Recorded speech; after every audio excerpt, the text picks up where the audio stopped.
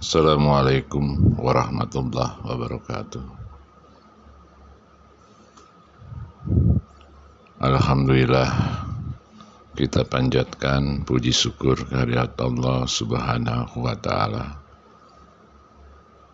bahwasanya kita masih diberi kesempatan untuk mendapatkan kesehatan, sehingga dengan sehat ini kita masih bisa melaksanakan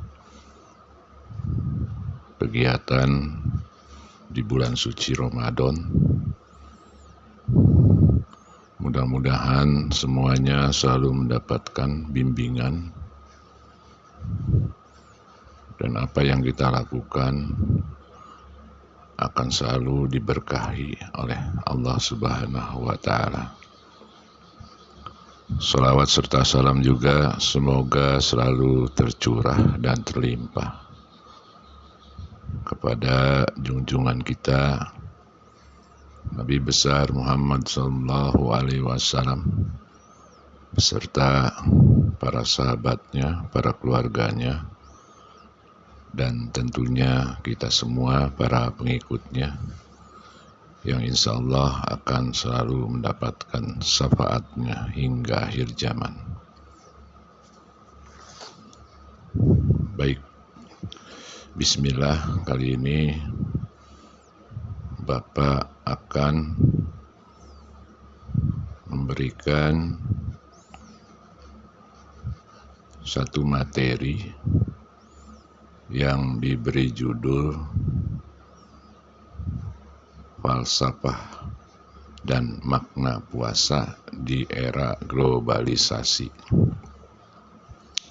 Mudah-mudahan materi yang nanti Bapak utarakan khususnya dapat mengisi kekosongan berupa pengetahuan ke dalam diri kalian, agar kalian memahami apa itu falsafah dan makna puasa.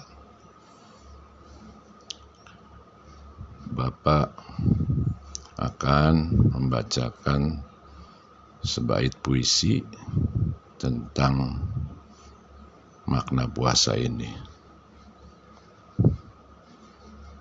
Banyak orang berpuasa, pada hakikatnya berbuka. Banyak orang berbuka, pada hakikatnya berpuasa. Puasa tapi buka puasa. Berarti orang tersebut berpuasa hanya jasmaninya saja, dan batinnya tidak terhalangi dari maksiat, hawa nafsu, dan seterusnya.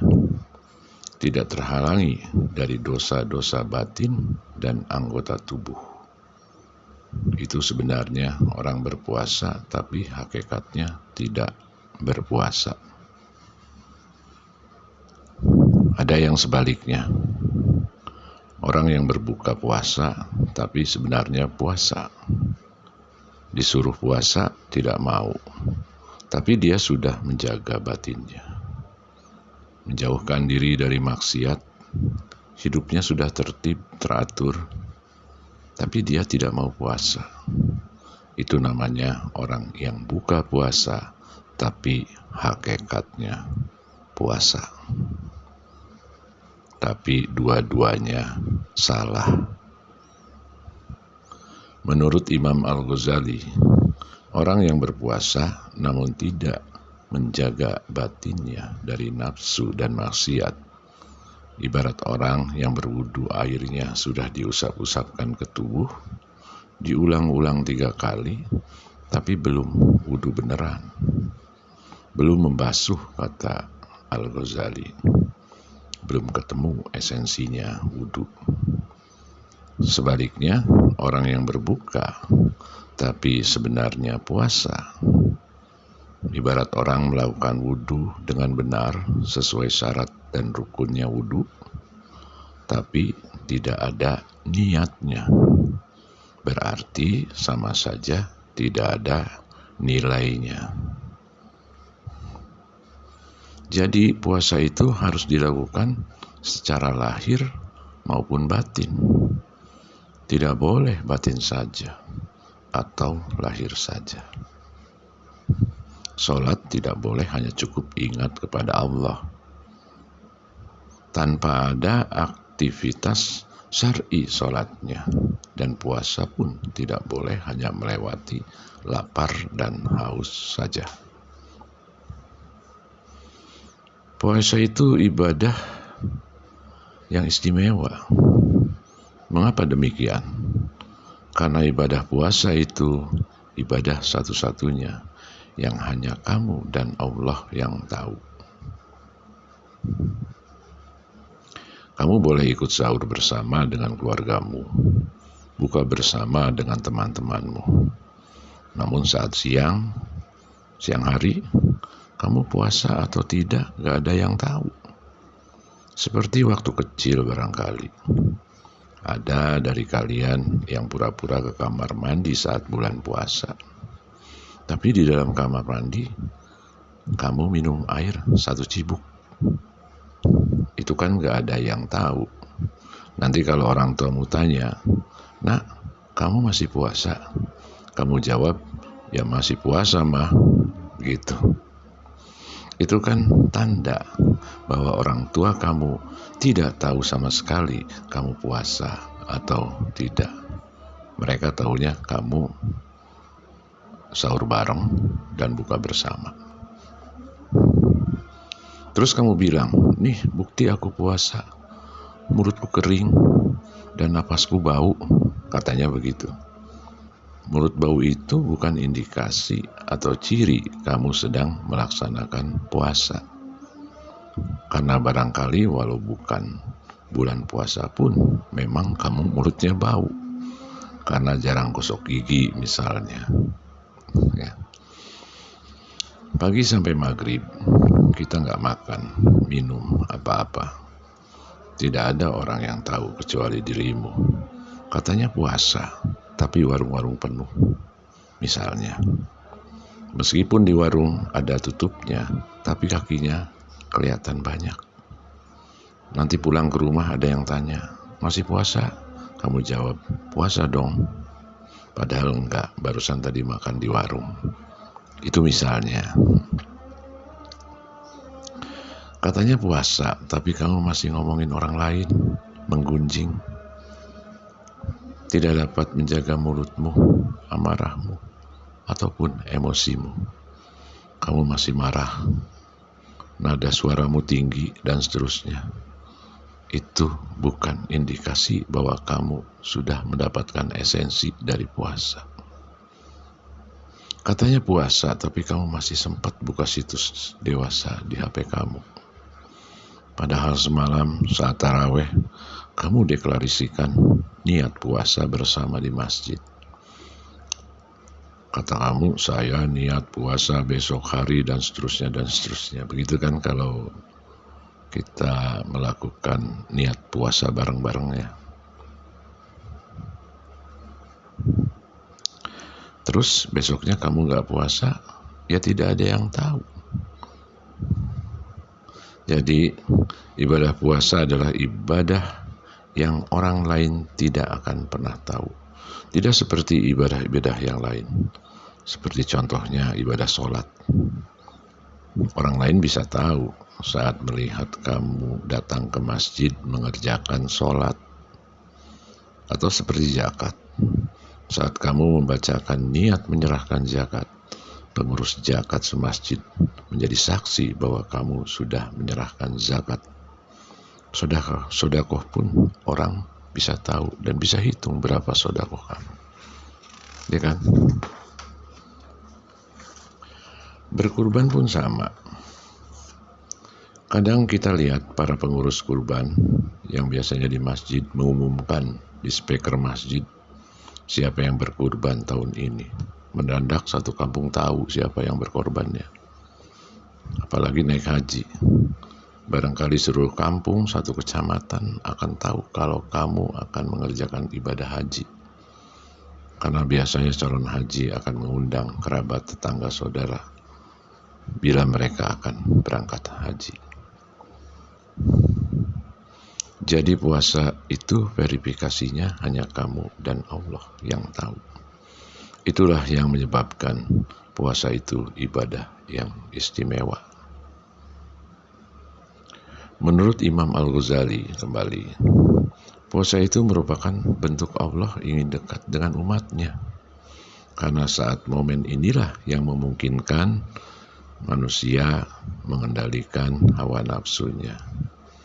Allah akan dekat dengan orang-orang yang dapat mengendalikan hawa nafsunya. Dan Allah akan jauh terhadap manusia yang memiliki banyak hawa nafsu. Bahkan hawa nafsu inilah yang akan menjatuhkan manusia ke dalam sifat binatang. Bahkan lebih dari sifat binatang. Kenapa saya mengatakan demikian? Kita sering mendengar para koruptor. Apa sih bedanya koruptor dengan hewan yang suka menjarah ladang petani? Ya kan? Kalau hewan yang sering menjarah ladang petani, mereka sekenyang perut, terus mereka kembali ke hutan. Tapi kalau para koruptor itu tidak akan pernah kenyang perutnya. Ya, jadi tidak salah kalau Bapak mengatakan kadangkala manusia itu lebih serakah daripada hewan. Ya. Dari analogi itu barangkali kalian bisa mengerti bahwa hal nafsu inilah yang akan menjatuhkan manusia ke dalam sifat binatang, bahkan lebih dari sifat binatang. Berpuasa itu memungkinkan manusia memiliki sifat-sifat seperti malaikat, karena malaikatlah makhluk Allah yang paling dekat dengannya. Ya, jadi kalau saat tidak puasa biasanya manusia itu akan mengumbar hawa nafsunya, ya, mengumbar syahwatnya, sehingga terkadang sifat-sifat kita itu melebihi hewan atau binatang. Ada istilah orang yang kesetanan. Nah, seperti itu. Orang yang kesetanan itu berarti sifatnya melebihi binatang, paling rendah derajatnya daripada binatang. Ya. Seperti ibadah sholat yang dimulai dengan lantunan azan. Itu juga bentuk Allah mencintai umatnya yang melaksanakan sholat. Atau ibadah haji. Allahumma labaik, labaik, Allahumma labaik. Ya, seperti itu ya. Itu adalah panggilan Allah kepada umatnya karena rasa cinta Allah kepada umatnya. Kalau kita perhatikan, begitu banyak tanda-tanda Allah mencintai umatnya melalui ibadah-ibadahnya. Baik. Kemudian kita lanjut dengan beberapa nilai yang akan dicapai saat kita melaksanakan ibadah puasa.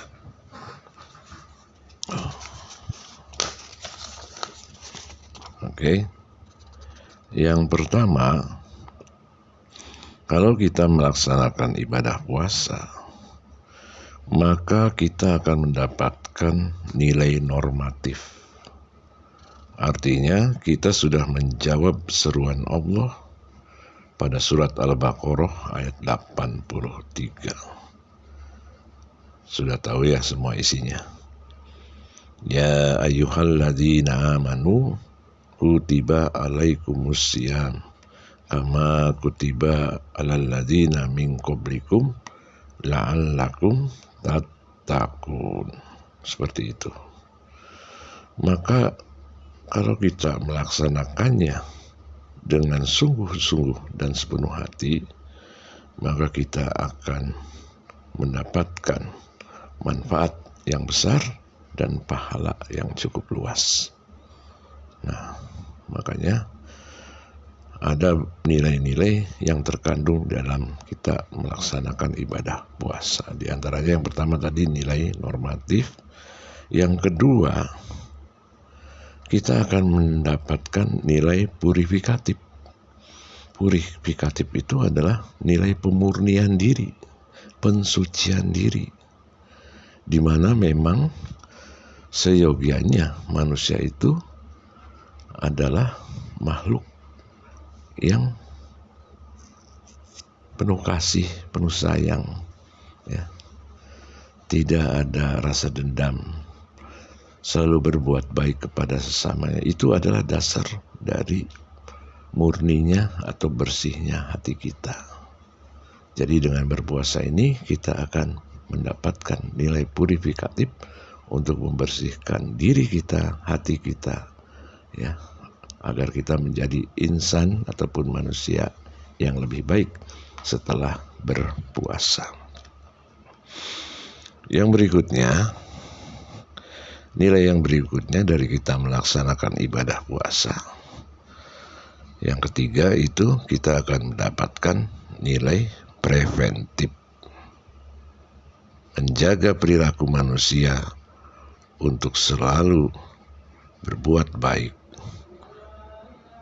Karena memang manusia diciptakan untuk selalu berbuat baik kepada semuanya, termasuk kepada alam semesta. Dan yang terakhir, yang keempat ya, bahwa dengan berpuasa kita akan mendapatkan nilai preservatif, yaitu nilai kesehatan pada jasmani kita. Lihat saja orang yang berpuasa, ya, biasanya tensi darah itu menjadi turun, ya. Kemudian kadar ya, kolesterol juga akan semakin turun. Ya, sangat bermanfaat ya. Jadi, makanya puasa itu memiliki nilai preservatif. Itu ya. Jadi ada 4 poin yang akan didapat ya dari kita melaksanakan ibadah puasa berkaitan dengan nilai kehidupan. Jadi yang pertama, nilai normatif, nilai purifikatif, nilai preventif, dan nilai preservatif. Nah, itu kalau puasa kita laksanakan dengan baik dan benar, ya, dengan sepenuh hati. Kemudian ada beberapa pelajaran yang akan didapat dari kita melaksanakan ibadah puasa. Yang pertama, kita akan mendapatkan pelajaran tentang arti kepatuhan. Kita yang sedang berpuasa ini belajar untuk memenuhi perintah Allah. Artinya, kalau perintah Allah kita jaga, demikian juga perintah dari sekolah misalkan, kita juga mesti kita jaga, mesti kita patuhi, karena itu bentuk dari kepatuhan. Kepatuhan kepada Allah sama halnya juga kepatuhan kepada guru maupun kepada orang tua. Itu ya nilai kepatuhan. Yang kedua, pelajaran kedua yang kita dapat dari kita melaksanakan puasa yaitu pelatihan atau riyadoh. Puasa itu melatih diri untuk menahan dan mengendalikan hawa nafsu, untuk membatasi keinginan makan dan minum, menahan untuk berbuat maksiat dan dosa. Jelas ya, nanti latihan-latihan seperti ini sepertinya sesuailah dengan nasihat guru dan orang tua kamu, supaya kamu itu hidup lebih baik, lebih enak ya, lebih nyaman hidupnya, tidak tertekan, kemudian tidak menekan orang lain dan seterusnya. Ini adalah dengan momen puasa ini adalah kesempatan diri kita melatih kemampuan itu. Yang ketiga, belajar kita melakukan pengorbanan, perjuangan, jihad. Ya. Mengorbankan waktu dan berjuang untuk berpuasa karena niat untuk beribadah hanya kepada Allah. Berjuang untuk menahan syahwat dan keinginan untuk makan, minum, dan yang lainnya pada waktu yang ditentukan. Tapi jangan sampai saat kita berbuka kita melakukan balas dendam. Sebab tadi saya nggak makan, sekarang saya harus makan banyak, begitu. Tidak seperti itu esensi puasa. Justru berpuasa itu adalah melatih diri untuk menahan, bukan melatih diri untuk untuk memindahkan waktu makan. Ya, tidak seperti itu. Kemudian yang keempat, kita juga akan mendapatkan pelajaran bagaimana mensucikan diri dari kita melaksanakan ibadah puasa. Puasa itu melakukan pembersihan lahir dan batin.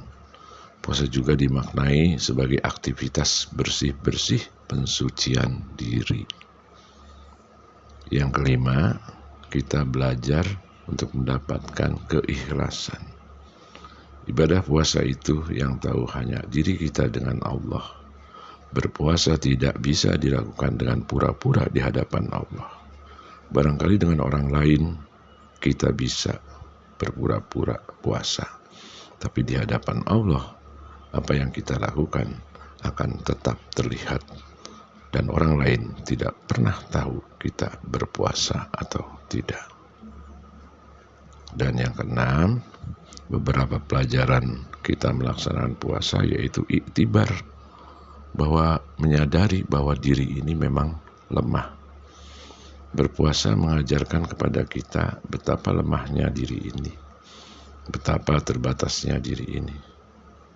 Tidak makan dan minum dari pagi hari hingga maghrib tiba, betapa begitu lemahnya tubuh ini.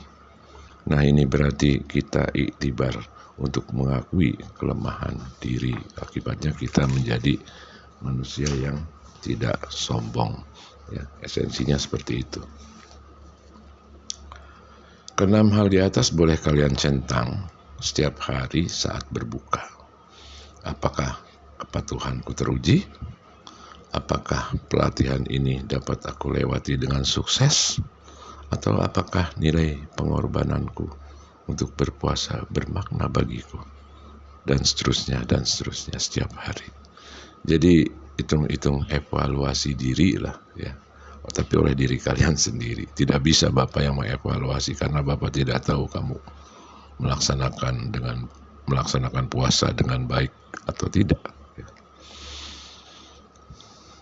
Ya. Puasa itu merupakan ibadah yang tertua selain berkurban. Puasa sudah dilakukan sebelum umat Rasulullah. Bahkan non-muslim pun melaksanakan ibadah puasa pada hari-hari yang telah ditentukan. Target ibadah puasa sesuai ayat Al-Baqarah ayat 83 tersebut adalah takwa. Orang yang puasanya sukses setelah Idul Fitri menjadi orang yang kembali ke fitrahnya. Ciri hidupnya cuma satu, yaitu takwa. Kalau menurut Imam Al-Ghazali, takwa itu akar dari kata yang memiliki 3 makna, yaitu yang pertama takut, yang kedua taat, dan yang ketiga hatinya suci dari dosa. Nah, kita bedah ya, apa itu yang dimaksud takut? Apakah kita harus takut saat kita ditinggal pergi oleh teman-teman kita, misalkan? Tidak seperti itu. Takut itu berarti kita dijadikan sebagai orang yang hidupnya selalu hati-hati. Ya. Khawatir kesuciannya itu ternodai. Itu takut. Jadi kalau ada uang di jalan 5.000 atau 10.000 rupiah, ya karena takut, karena terlalu hati-hati, kita jangan ambil, karena memang itu bukan uang kita ya. Jadi hatinya itu selalu hati-hati. Yang kedua taat. Ya iya, berarti kita setelah puasa itu harus taat dalam menjalankan perintah Allah. Lebih asik beribadah, berkomunikasi dengan Allah. Yang ketiga, hatinya suci dari dosa. Ya, karena kita sudah hati-hati, sudah taat beribadah, maka tentunya hati kita ini akan terjaga dengan kesucian. Ada kata-kata dari seorang yang bijak.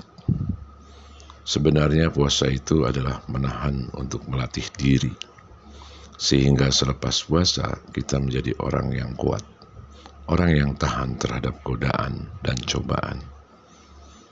Tapi kadang-kadang mindset kita berbeda. Berpuasa itu bukan menahan untuk melatih diri, tapi menahan untuk menunda lapar, haus, dan lapar. Seperti itu ya. Jadi bukan menunda haus dan lapar kemudian kita balas dendam pada saat maghrib kita berbuka sekenyang-kenyangnya. Tidak seperti itu esensi puasa. Justru kita harus bijaksana saat kita menghadapi makanan, minuman. Makan dan minumlah secukupnya seperti yang pernah Rasulullah contohkan ya, dalam riwayat-riwayatnya. Nah, sekarang kita ada di bagian akhir. Apa sih Pak ciri-ciri dari puasa yang sukses itu? Nah, ini ya. Ini harus kita istilahnya kita telaah pada diri kita masing-masing. Kita harus bertafakur apakah puasa kemarin itu sukses bagi diri kita ataukah tidak. Indikasinya ada beberapa di sini. Bapak tulis ada 5 indikasi bila puasa kita ini sukses. Ya, ada 5 indikasi. Mau tahu ya, 5 indikasi itu apa saja yang menyatakan bahwa puasa kita sukses atau tidak. Nah, ciri-ciri dari puasa yang sukses. Pertama, meningkatnya akhlak mulia pada diri kita. Akhlaknya itu lebih mulia dari kemarin, itu adalah ciri dari suksesnya puasa kita. Setelah melewati puasa, perilakunya tambah sopan, tutur katanya halus, enak diajak ngobrol, semakin menyenangkan, tidak cerewet lagi misalkan ya, menjauhkan diri dari ucapan-ucapan tidak berguna, semakin rajin datang lebih awal ke sekolah, penampilannya pun tambah rapih. Nah, itu ciri daripada akhlak mulia. Ciri yang kedua, semakin pemurah dan penyayang. Ya, puasa itu membentuk insan yang rahmatan lil alamin.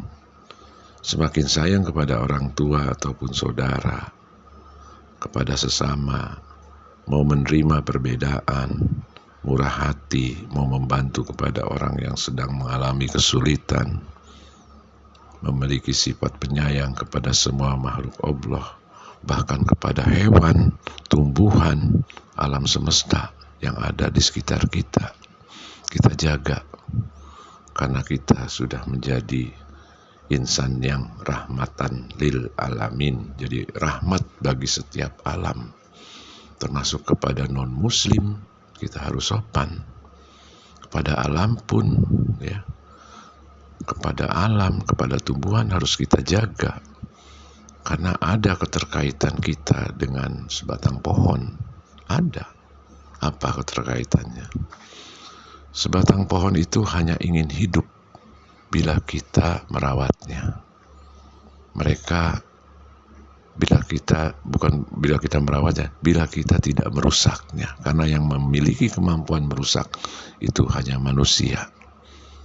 Ya, barangkali hewan ada kemampuan merusak tapi tidak begitu fatal, tapi lihat manusia dengan segala keserakahannya, pohon-pohon itu dibabat habis, padahal pohon-pohon itu akan berguna bagi hidup manusia.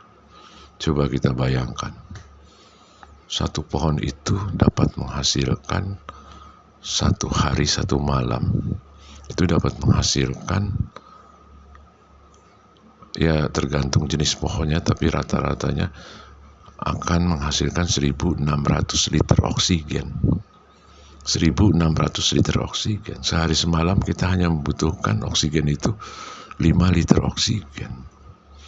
Berarti satu pohon itu bisa menjaga berapa manusia tuh untuk nafasnya. Makanya kalau kita di sekitar kita tidak ada pohon, kita merasa gerah, ya, merasa sumpek dan seterusnya, kepanasan dan seterusnya. Itu karena memang pohon memang sudah banyak ditebang oleh manusia. Makanya green economy, ya, green earth itu penting untuk kelangsungan hidup manusia dan alam seisinya. Ya, mudah-mudahan dengan berpuasa ini umat manusia akan semakin care, akan semakin peduli kepada lingkungannya.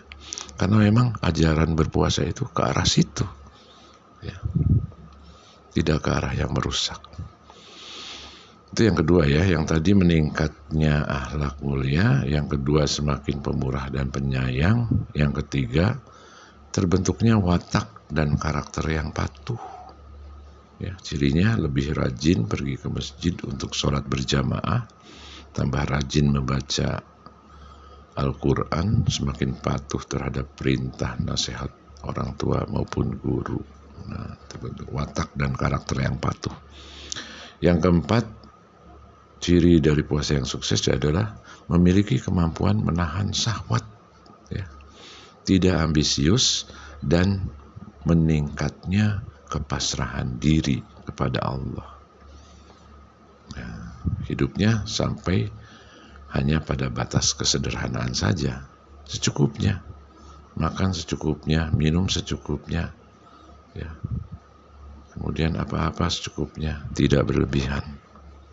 Dan yang terakhir adalah ciri dari puasa yang sukses itu jasmani dan rohaninya menjadi tambah sehat, air mukanya itu tambah cerah, badan yang tadinya sakit-sakitan akan cepat pulih, sembuh, ya, dan seterusnya ke arah yang lebih baik. Itu saja anak-anakku, mudah-mudahan ini bermanfaat. Bapak juga membacakan ini mengingatkan juga kepada diri Bapak, kelak ke depan Bapak berpuasa harus lebih baik, karena ini termasuk akan memperbaiki lahir dan batin kita semua berpuasa ini. Puasa itu aktivitasnya seperti aktivitas yang pasif, ya, tapi sebenarnya aktivitas puasa ini cukup aktif dan revolusioner sebetulnya. Banyak contoh, ya, dengan puasa segalanya bisa tercapai. Contoh seperti begini, misalkan ada demo mogok makan, itu pemerintah akan lebih pusing melihat orang demo mogok makan. Kalau mogok kerja sih, terserah lu aja, lu kan yang dapat gaji, gue enggak, kan begitu. Tapi kalau mogok makan, pemerintah akan kebingungan. Seperti halnya kalau kalian mendapatkan uang jajan dalam 1 minggu yang kurang dari orang tua kamu, terus kamu bilang, ya sudah, kalau begitu saya akan puasa saja, saya tidak akan jajan kalau uang jajan saya kurang. Saya yakin orang tua kamu gak tega mendengar itu, pasti uang jajannya ditambahin. Nah, jadi puasa ini kelihatannya pasif padahal aktif dan revolusioner. Mudah-mudahan kita bisa mengikuti, ya, menjalankan ibadah puasa ini dengan sepenuh hati, lahir maupun batin. Tidak puasa hanya sebatas tidak makan dan minum, tapi kita harus puasa itu sebagai aktivitas untuk melatih diri, untuk belajar menahan segalanya, ya, bukan menahan untuk menunda acara makan dan minum kita, tidak menahan untuk membatasi segalanya.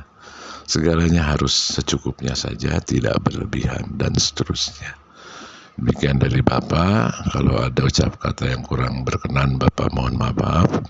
Terima kasih atas perhatiannya. Wabillahi taufik wal hidayah. Wassalamualaikum warahmatullahi wabarakatuh.